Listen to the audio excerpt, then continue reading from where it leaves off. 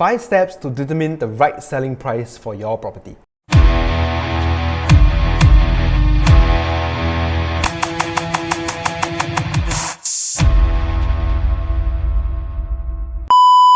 Hey, my name is Marc from Marc Angel, and welcome back to this video series where we are only going to talk about the tips and tricks to sell your property higher. And we are going to go deep today in this video to show you exactly what we do, the entire thought process when it comes to identifying that sweet spot to price your property right, so that eventually you will be able to get a higher selling price for your property. And if you stay to the end of this video, you are going to discover how you can utilize the framework that I created, which is called the right pricing strategy, to attract potential buyers without helping your neighbors sell their property. So here's something I've discovered in the last decade after assisting multiple homeowners with the sale of their property and literally helping them achieve higher offers and even getting multiple awards in my real estate journey. I realized that a successful model comes down to this framework over here. Now, to give you a big picture of how this strategy works, I've got to show you the different factors that affects your selling price, which I'm going to walk you through the steps one by one so that at the end of this video, you are able to determine what's the right selling price for your property. So, the first step is to find out our recent transactions in our neighborhood, as this will give us a rough idea of how much our neighbors have sold their unit previously, and also to understand the price range around this neighborhood. So for HDB owners, you can actually utilize this website, HDB Map Services, to check on the recent transactions. So what I will do is I will go to Google, because Google is everybody's best friend, and type in HDB Map Services. Click on the first link and click on housing. Enter your address or postal code in the box below and click on the red icon on the right. You'll be able to see a map that has your block, your neighborhood, and just scroll down till you find resale transactions within 200 meters of this block. And after you click on that, you'll be able to choose between the last 6 months or the last 12 months. So for me personally, I will select the last 6 months transaction because it is more recent, and you want to be able to use a data that is more recent for your analysis. So next, proceed to click on the search and select the resale price range of the flat that you currently own, and you should be able to see the transactions within the 200 meters of your flat address. So a few pointers you do want to take note here is you want to be able to compare apples with apples. One of the most common mistakes that homeowners make is they use this tool to do research on the transactions within the 200 meter, and coincidentally the block opposite that is just across the road is a brand new cluster that has just reached its MOP.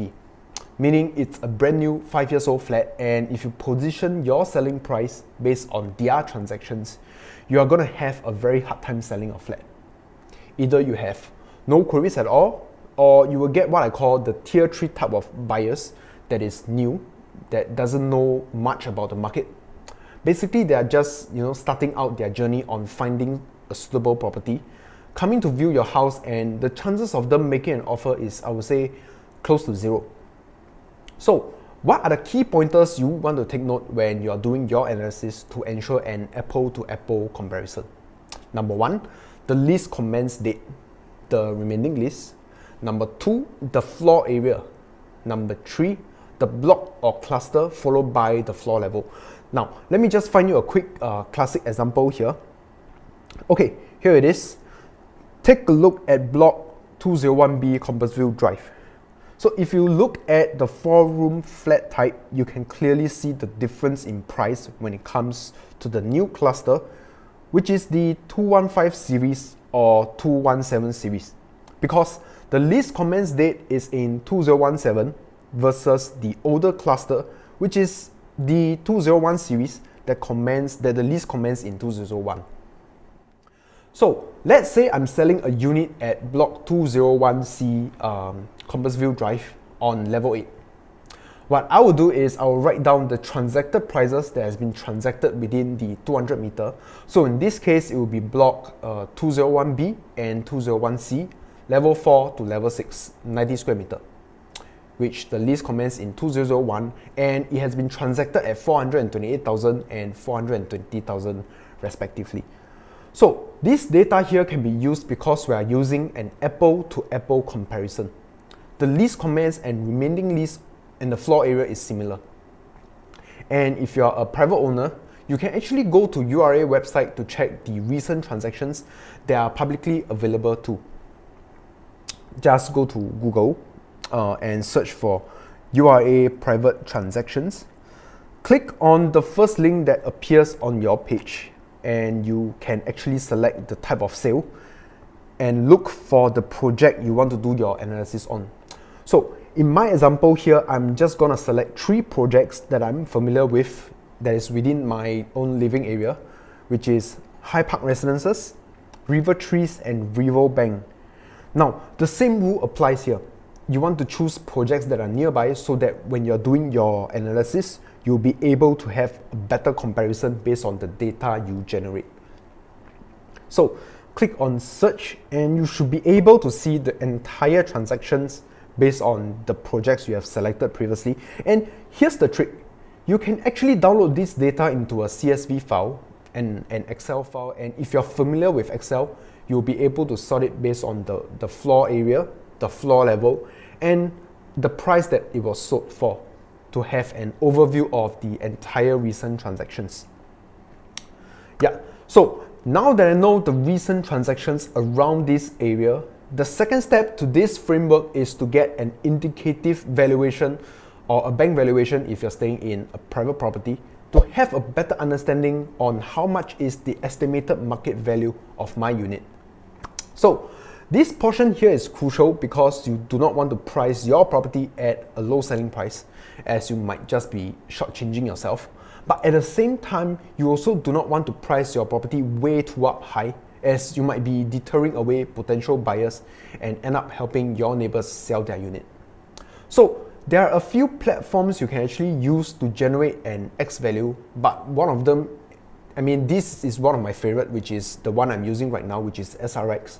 So simply because it is frequently used by many homeowners throughout Singapore, and I personally find that it is pretty accurate for most cases. So I'm actually on this page right now, and if you want to be able to access this, I will leave the link down in the description box below. And on this page, you can actually input your address. And for this example, I'm using the same block, just like the one before where we went through the recent transactions, which is block 201B, Compassville Drive. Select the property type and input your floor level and unit number, and you will be able to see the floor area auto-populated for you in square meter. And click on next. They will actually prompt you to create an account so their system will be able to keep track and provide you updates on your property value from time to time. So enter your name and email address, and just to be sure to actually confirm your email address, because if you enter an incorrect email address, they might not be able to send monthly updates to you, which I personally find this very useful because I'm using this for my own parents' property as well. So followed by the last part, enter your mobile phone and click on show my home value. And there you go, you have just generated your home X value. And by the way guys, if you feel that this video here has been helpful for you so far, do like and subscribe to our channel so that you'll be notified whenever we come out with a new video just like this one. So with that being said, the next step is to spy on our neighbors. Yes, spy on them. To see how many of them are actually selling their house right now. Well, the reason for this is, number one, we want to know how much supplies are there in the current market, because the more units there are, the more choices for the buyers to choose from, right? Which naturally lowers our selling price. And number two, we want to take a look at how much did they price their unit for, because if my unit is in the same condition, the same facing as theirs, and if I price it higher than them, then the chances are I might just be helping my neighbors sell their unit. So one of the things I would do is I will go to Property Guru, one of the most frequently used listing portals in Singapore, and I will scan through the listings around this area, which in this case block 201B, Compassville Drive, and just kind of note down what's the selling price of my competitors, the facing and the condition of their unit. So to give you an idea on how you can actually do this, go to Property Guru, and once you are in, select residential, HDB, and unselect all of the options. Scroll down to find your ideal unit type, the one that you are looking to sell, and select the unit types that match. So for my case, it will be 4-room, and the next part, click on the red icon here beside the search location, and you will be able to select based on HDB estate. Then click on search. So this will generate a list of available listings on the unit type you have selected in the area you are researching, and you don't have to scroll through these hundreds of listings one by one. What I will do is I will click on this small icon here, and it will show me an overview based on the location itself, and I can select these little red circles that show me the listings that is on sale right now. And what you want to be doing is to scan through the number of listings that are currently on sale, take a look at their asking price, the condition of their property. Is it renovated or is it in an original condition? Does it look appealing to you if you're a buyer? Their facing, does it face into, does it look into another block? What's the distance between the blocks, and does it have an unblocked view? So if my unit is in an original condition, I wouldn't want to price it higher than 485,000 because I know that this unit that is fully renovated, they are asking about 485,000 and it is still not sold. The chances are the price is being tested and the market is not able to accept that price. So now that I did my research, I know that I must price my unit lower than 485,000 because that person has actually tested the market for me, and it doesn't really make sense for me to actually test it again. So what's the correct marketing price? Should I market at 480K, 470K? Well, if you market at that price, you might face with another problem, which is called cash over valuation. So what is cash over valuation? Why do we have this, and how does it impact home sellers or buyers? So cash over valuations, or COV in short, is a cash component that buyers have to pay if the actual valuation by HDB does not match the selling price of the property. You can think of COV as a common term used when a buyer overpays for a unit. So to give you a simple illustration on this, I'm going to use the numbers that we identified earlier, the recent transacted prices in our neighborhood, which is 420,000 and 428,000, and also our X value, which is at 431,000. If we were to market our unit at 480K, and let's say after negotiation, we managed to sell it at 470, and the valuation came out to be 440, then our cash over valuation for the buyer will be $30,000 in cash. So you must be thinking, Mark, I'm selling my house and naturally I will want to sell it as high as possible. I mean, don't get me wrong, I totally understand, and my priority when I serve homeowners is to ultimately get the highest selling price as possible. That's my goal, which is why others engage me for that. But I want to be able to set a realistic expectation for you, because ultimately it's about justifying why the buyers should pay a premium price for your unit. And this comes back to the unique selling points of your house and the demand and supply in your area. So you have to understand the demands, which are the type of buyers that are coming to view your unit. Are they first-time buyers who just started working and don't have much cash on hand to pay for the COV? Or are they working adults that are financially capable of paying their lump sum in cash? Because in most cases, cash is either used for number one, renovations, or number two, the 5% cash down payment if they were to use a bank loan. So by understanding this, you'll be able to have a rough idea on the type of buyer profiles you want to be working on and what are the chances of you selling with COV.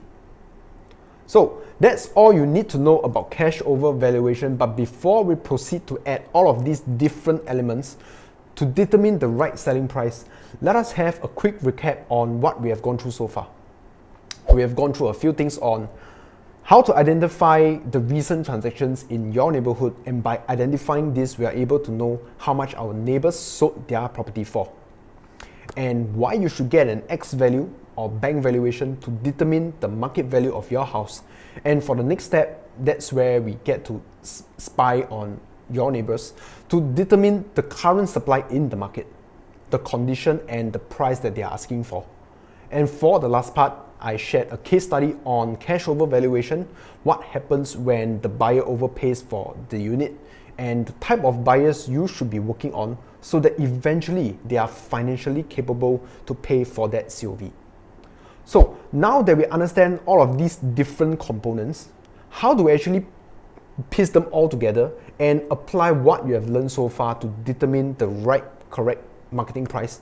And I promise you, this is gonna make a huge impact on your selling price.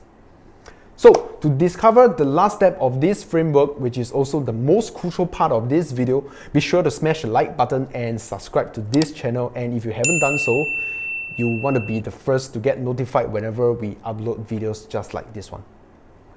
So here's my best advice on how to price your property correctly using what I call the right pricing strategy. So I will map out the timeline based on the numbers we identified earlier, ranging from the lowest to the highest. So in this case, we have two recent transactions at 420,000 and 428,000. So the next number we have is 431,000, which is our X value. And lastly, our competitor's unit that is fully renovated, priced at 485K. So I know for sure if I market my unit at the range of 420K to 431K, I will be able to sell my unit faster, probably less than 1 week, because number one, I'm probably selling at market price, and I know for sure that the market is able to accept the price that is based on the recent transactions and on my X value.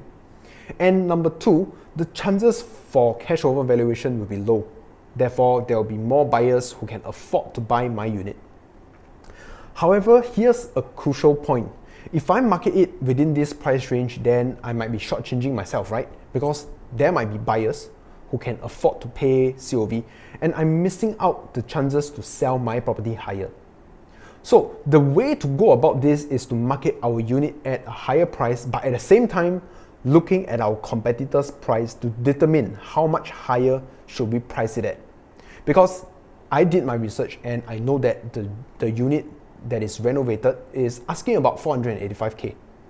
I wouldn't want to price my unit that is in an original condition higher than a renovated one, because it just doesn't make sense, right? So what I will do is I will market my unit at 465,000, and probably after negotiation, the selling price will be around 450 to 455,000. And if you take a closer look, I'm still selling about 20 to 25K higher than the normal market value. And here's how the buyers will think.